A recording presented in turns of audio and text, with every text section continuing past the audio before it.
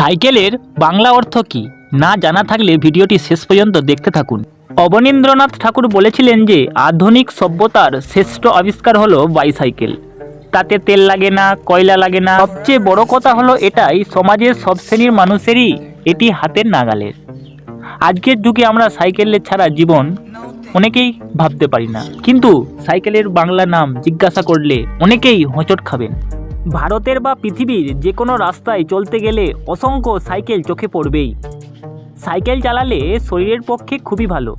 আমাদের অনেকেরই ছোটবেলার স্মৃতির সঙ্গে জড়িয়ে আছে এই বাইসাইকেল। সাইকেল চড়ে স্কুলে যাওয়া, সাইকেল শিখতে গিয়ে পড়ে যাওয়া। 19 শতকের থেকে সাইকেল বাঙালির জীবনের সঙ্গে জড়িয়ে রয়েছে। জার্মানির কার্ল ভন ড্যারন 1817 সালে জার্মানির ম্যানহেইম শহরে সাইকেল আবিষ্কার করেন। 1880 সালে সর্বপ্রথম 2 চাকা সমান পর্যায়ে নিয়ে আসা হয় এই বাইসাইকেলে। চেন ও টায়ার সংযুক্ত করা হয়। নানান পরীক্ষা নিরীক্ষা করার পর সাইকেল আজকের চেহারায় এসে পৌঁছেছে। সাইকেল থেকে কোনোভাবেই পরিবেশ দূষণ হয় না বলে বর্তমান পৃথিবীতে সব দেশেই ব্যবহৃত হচ্ছে এই বাইসাইকেল।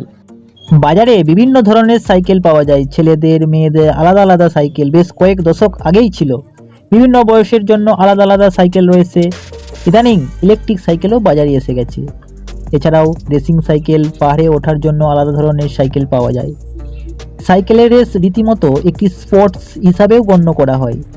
আসল কথায় আসা যাক, ওই সাইকেলটির বাংলা নাম হলো দ্বিচক্রযান।